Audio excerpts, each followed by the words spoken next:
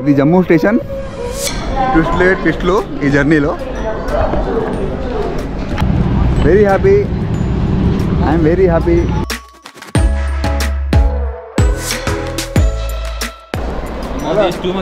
నార్త్లో ఎంత ఘోరంగా ఉంటాను ఎక్స్పెక్ట్ చేయాల్సింది. That is north. జింబో ఎట్లుంది ఎక్సర్సైజ్? బండి దోచుకుంటున్నాం చూడు. మామూలు ఎక్సర్సైజ్. కిసిగో లేకనే ఆయంगे. ఓకే. మా ఈ ట్రిప్లో అతి కష్టమైన పార్ట్ ఇదే. తాగు రాజా తాగు. చాలా నడిపియాలి ఇప్పుడు నువ్వు బండి. సారీగా మస్తు చూపించిన వీడియోలో. ఫ్రెండ్స్, నా బర్త్డేకి నేనే గిఫ్ట్ ఇచ్చుకున్నా.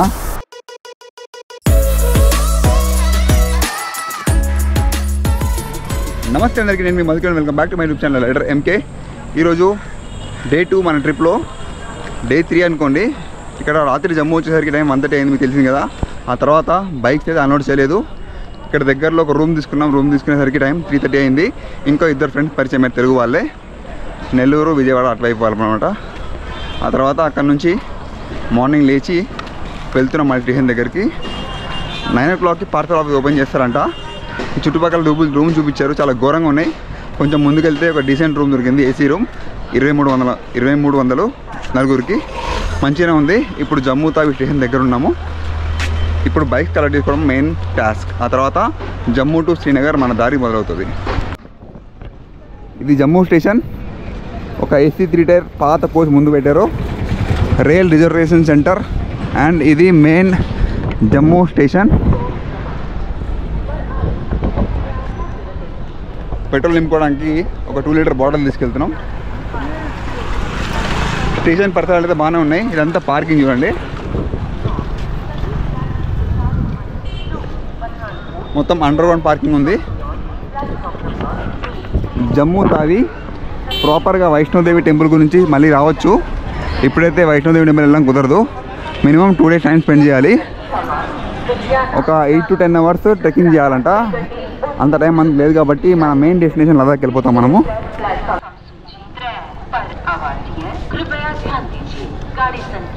నిన్న అక్కడ కనబడుతున్న హోటల్ దగ్గరికి వెళ్ళాము. కింద రూమ్స్ చూపించారు, ఘోరంగా ఉన్నాయి. అండర్గ్రౌండ్ పార్కింగ్లో చిన్న చిన్న పార్టీషన్ చేసి అవే రూమ్లు అంట.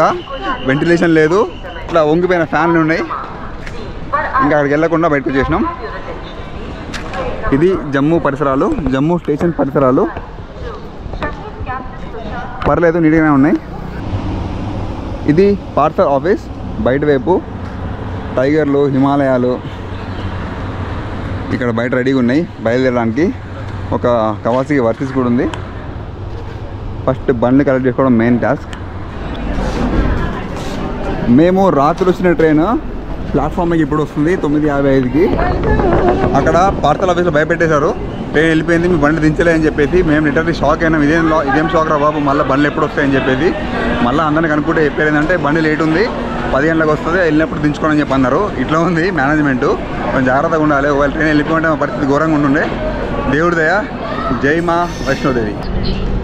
ఈ బైక్ పార్సల్ సర్వీసు మామూలు టెన్షన్ పెట్టట్లేదు. మేము అక్కడికి వెళ్తే అక్కడ లేదు, అటుపక్క ఎందుకని చెప్పారు. మళ్ళీ పరిగెడుతున్నాం.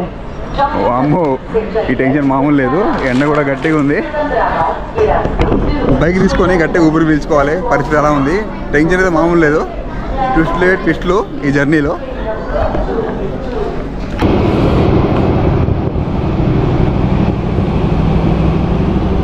నా బండి దిగిందిరో.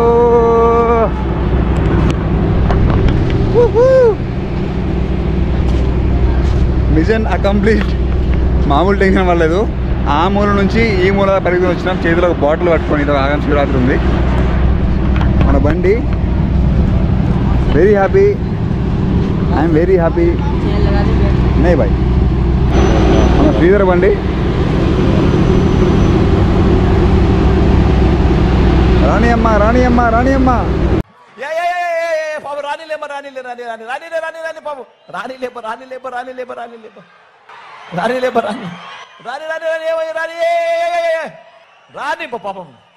ఇక్కడ వెయిట్ చేయాలంట. వెయిట్ చేసి ఓపిక లేదు. ఎవరి బండి వాళ్ళే దొబ్బగలమని చెప్పారు. మేము స్టేషన్ దాటించుకొని దొబ్బుకొని వెళ్తున్నాము. ఇదే పరిస్థితి. నార్త్లో ఎంత ఘోరంగా ఉంటాను ఎక్స్పెక్ట్ చేయాల్సింది. That is north. బీజేపీ వాళ్ళు పాలించని ప్లేస్ ఇట్లా ఉంటుంది. అదో మన శ్రీధర్ కష్టాలు. జిమ్ బాయ్ ఎట్లుంది ఎక్సర్సైజ్? డబ్బులు ఇచ్చి మనమే బండి దోచుకుంటున్నాం చూడు. మామూలు లేదు ఎక్సర్సైజ్. నేను కూడా తొప్పాలి ఇప్పుడు. కలుద్దాం ఆడ. టైం 10:30. అప్పుడే రైడ్ స్టార్ట్ కాకముందే మేము ఎగ్జాస్ట్ అయిపోయినాం. బండి మేమే దొబ్బుతున్నాం. పరిస్థితి ఘోరంగా ఉంది. ఈ స్టేషన్ చాలా ఓల్డ్ స్టేషన్, అప్గ్రేడ్ అవ్వాలి మొత్తం. చూస్తారు కదా ఎంత పాతబడ్డ రేకులు, పాతబడ్డ స్ట్రక్చర్లు, పరిస్థితి ఎలా ఉంది. అబ్బో ఇక్కడ మేనేజ్మెంట్ మాత్రం మామూలు లేదు. ట్రిస్టులు మామూలు లేదాడు. నిజంగా లిటరల్లీ మేము భయపడ్డాము. ఈ భయంలోనే మేము స్ట్రెస్ లెవెల్ మాకు వెళ్ళిపోయింది.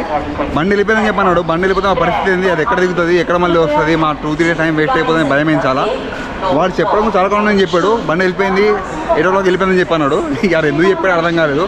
మళ్ళీ ఒక 2-3 కనుక్కుంటే వాడు బండి వచ్చేది ఉంది 10 గంటల బయలుదేరుతుంటే మేము కొంచెం ఫ్రెష్ అప్ అయినాము. ఫ్రెష్ అప్ కాలేదు, మైండ్ ఫ్రెష్ అప్ అయింది. ఇవ్వండి బండ్లు మా బండి మాత్రమే తెప్పించారు భయ్యా. ఎలా ఉన్నారంటే మీ బండ్లు మీరే దొబ్బుకోవాలని చెప్పారు. అది పరిస్థితి. అబ్బో నేను ఈ టోటల్గా బండిని ట్రైన్లో ఎలా పర్చేజ్ చేయాలి, తక్కువ కాస్ట్ అనేది సెపరేట్ వీడియో చేస్తాను. డీటెయిల్ ఇన్ఫర్మేషన్ ఉంటుంది. అది మాత్రం డెఫినెట్లీ మీరు మిస్ కాకండి.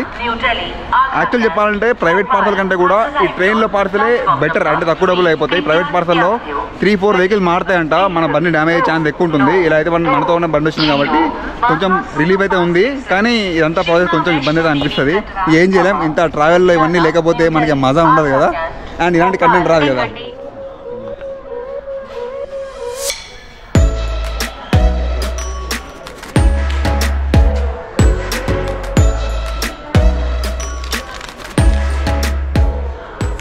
ఇది గేట్ పాస్. ఇక్కడ బ్లాక్లో 2 లీటర్ పెట్రోల్ తీసుకున్నాము. बोलिए वो पैसे मांगे, पैसे नहीं देना, तुम खुद ही लेके आ जाओ. किसी को लेके नहीं आएंगे. ఓకే ఇప్పుడు ఆలోచన అన్నది ఏం చేస్తాం. పొడే నిమిషాలు నిప్పి వాడేస్తున్నాడు. వీడే ఎవరికి ఇవ్వద్దు డబ్బులు, నాకేయో అని చెప్పి 4 బండ్లది కట్ చేస్తున్నాడు ప్యాకింగ్. టైం 11 దాటేసింది. ఎండ మాత్రం ఘోరంగా ఉంది. రైడ్ ఎట్లా చేస్తాం తెలీదు. ఇక్కడ నుంచి మినిమం 7 hours జర్నీ పడుతుంది శ్రీనగర్కి. మా ఈ ట్రిప్లో అతి కష్టమైన పార్ట్ ఇదే. బైకుల్ని ట్రాన్స్పోర్ట్ చేయడము, మళ్ళీ తీసుకెళ్ళడము. రైడ్ అయితే మనం ఎట్లయినా కొట్టేస్తాం, కానీ ఇదే మెయిన్ కష్టమైన పని. అది కంప్లీట్ అయిపోయింది. మళ్ళాంటి బండ్లలో మిగిలిపోతే తీసిన పెట్రోల్ మళ్ళీ మనకు అమ్ముతారు ఇక్కడ 100 రూపాయలు 1 లీటరు. నా బండ్లో నింపేస్తాం. శ్రీధర్కి అక్కడే ఇంట్లో ఉంది, ఇంట్లో కాదు ఆ రూమ్లో ఉంది. మేము 10:30 ఖాళీ చేస్తాం అన్న రూము. టైం అయితే అయిపోతుంది. నింపుకొని పెట్రోల్ తెచ్చుకోవాలి మళ్ళీ. తాగు రాజా తాగు, చాలా నడిపియాలి ఇప్పుడు నువ్వు బండి. It's not a pure petrol. Okay ఏయ్ భయపడద్దు. ఒకటి మా రాజా ఫుల్ అయితే 13 లీటర్లు అవుతాడు. ఇది జస్ట్ శాంపుల్ అంతే.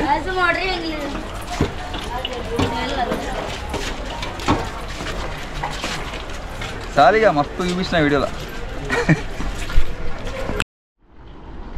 ఇది మన రూమ్ పరిస్థితి.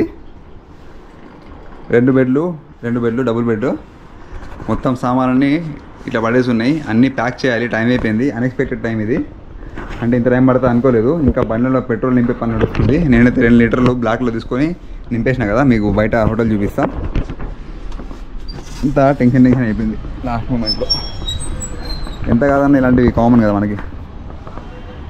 ఇది హోటల్ బాగానే ఉంది. నైట్లో వచ్చిన మా రూమ్ దొరికింది 2300 రూపాయలకి. ఈ పరిసరాలు పక్కన స్టేషన్ ఉంది, చాలా దగ్గరనే, ఒక 300 మీటర్స్ అంతే. ఇది రూము. టైం 11:30 అయిపోయింది. ఇక ప్యాక్ చేసి బయలుదేరాలి. ఫస్ట్ పెట్రోల్ నింపాలి బండ్లలో.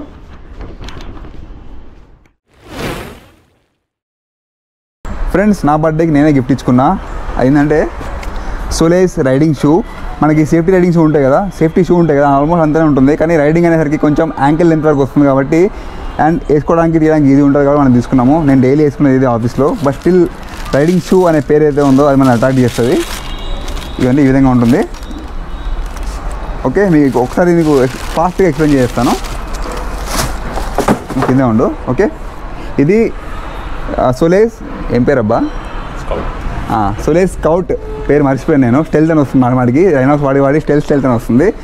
ఇది సోలేస్ స్కౌట్ రైడింగ్ బూట్. కింద సోల్ రబ్బర్ ఉంది. ఇదంతా కూడా లెదర్ కాదు, దీన్ని మైక్రో ఫైబర్ లెదర్ అంటారు. ఇది కంప్లీట్గా వాటర్ ప్రూఫ్ అని చెప్పి అంటారు, కానీ వాటర్ ప్రూఫ్ కాదు, వాటర్ రెసిస్టెంట్ మాత్రమే. వాటర్ని కొంతవరకు ఇది రెపెల్ చేస్తుంది, అంటే పడగానే బయటకు పడిపోతుంది. అదే ఎక్కువ భారీ వర్షం పడితే మాత్రం లోపలికి వెళ్ళే ఛాన్స్ అయితే ఉంటుంది. ఓకే, దీనిలో మెయిన్ మనకి ఇది కొనడానికి కారణం ఏంటంటే ప్రొటెక్షన్ చూడండి. ఫ్రంట్లో స్టీల్తో అంటారు, కానీ ఇది స్టీల్తో కాదు, టర్మో రిజిడ్ ప్లాస్టిక్. ఇది అంటే స్ట్రాంగ్ ప్లాస్టిక్ అనమాట. ఇదేమో మనం గేర్ షిఫ్ట్ చేయడానికి ఇచ్చిన పట్టి ఇది.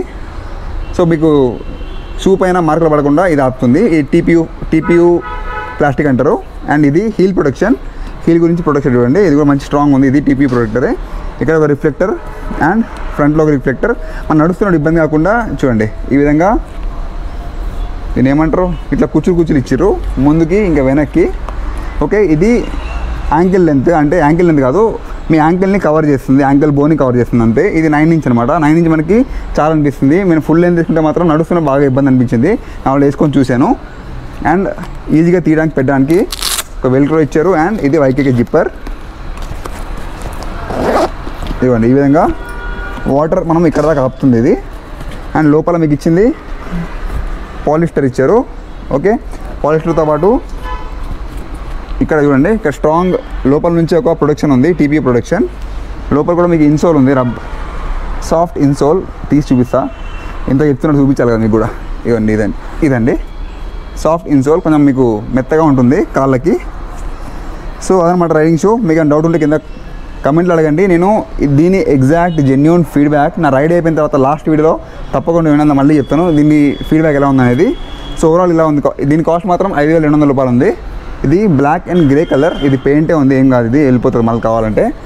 అండ్ మీకు ఇందులో చెప్పాల్సింది ఇంకేముంది, నేను చూసిన రైడింగ్ షూ ఏవైతే ఉన్నాయో అమరాక్ ఇంకా రైడర్ రైడింగ్ షూ బాగున్నాయి అనిపించింది, కానీ వేసుకున్న తర్వాత నాకు అంత కంఫర్ట్ అనిపించలేదు.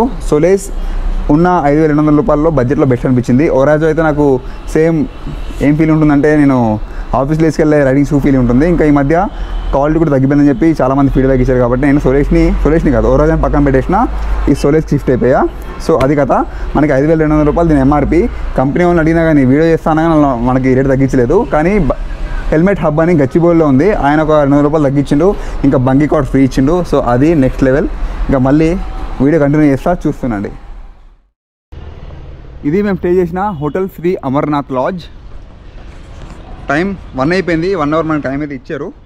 మొత్తం లగేజ్ అంతా ప్యాక్ చేసి ఇప్పుడు బయలుదేరుతున్నాం. మంచి ఎండలో పరిస్థితి ఘోరంగా ఉండబోతుంది. ఎంత తొందరగా మంచి చల్లని ప్లేస్కి వెళ్ళిపోతే ప్లాన్ చేస్తున్నాం. ఇదిగోండి నా కొత్త రైడింగ్ షూ, నైట్లో చూపిస్తా. ఓకే, ఇక్కడ ఈ రైడింగ్ గేర్ వేసుకోవడానికి కొంచెం ఇబ్బంది అయితే ఉంది. స్టిల్ ఇది ఇంపార్టెంట్ కాబట్టి వేసుకొని బయలుదేరుతున్నాము. ఇదిగోండి మొత్తం saddle bags, tank bag, helmet అన్నీ రెడీ అయిపోయినాయి. ఇంకా బయలుదేరడమే లేట్. టాప్ బాక్స్ బాగా ఉపయోగపడింది. అండ్ శ్రీధర్ బైక్, ఇక్కడ మన జమ్మూలో కలిసిన ఫ్రెండ్. నీ పేరు? సహిత్. హాయ్ సాహిత్. ఓకే, మన డామినరే. ఇక్కడ చూద్దాం మా ప్రయాణం ఎంతవరకు అవుతుందో కలిసి. ఇక్కడతో ఈ వీడియో ఎండ్ చేస్తున్నా. ఇప్పుడు జమ్మూ నుంచి శ్రీనగర్ బయలుదేరుతాం కదా, నెక్స్ట్ వీడియోలో వస్తుంది. తప్పకుండా ఈ సిటీస్ అంతా కవర్ చేయండి, చూడండి. ఇక్కడతో వీడియో ఎండ్ చేస్తున్నా. మళ్ళీ కలుసుకుందాం. జై మా వైష్ణోదేవి, జై హింద్.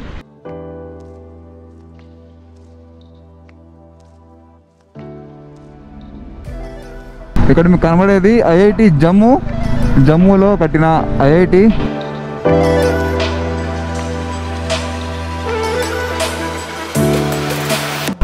ఇక్కడ టోల్ ప్లాజా. ఎండకు నిజంగా చిరాకు వస్తుంది. హైదరాబాద్ నుంచి ఎవరితో వస్తున్నారు లదాఖ్కి, నిజంగా వాళ్ళకి దండం.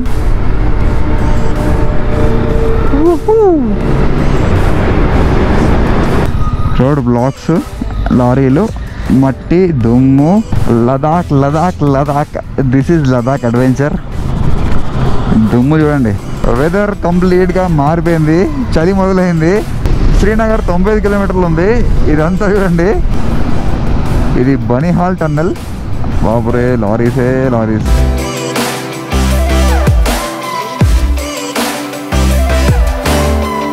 అయిపోయింది.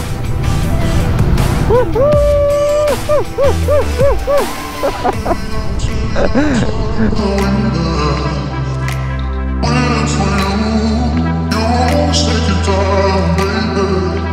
Play it too.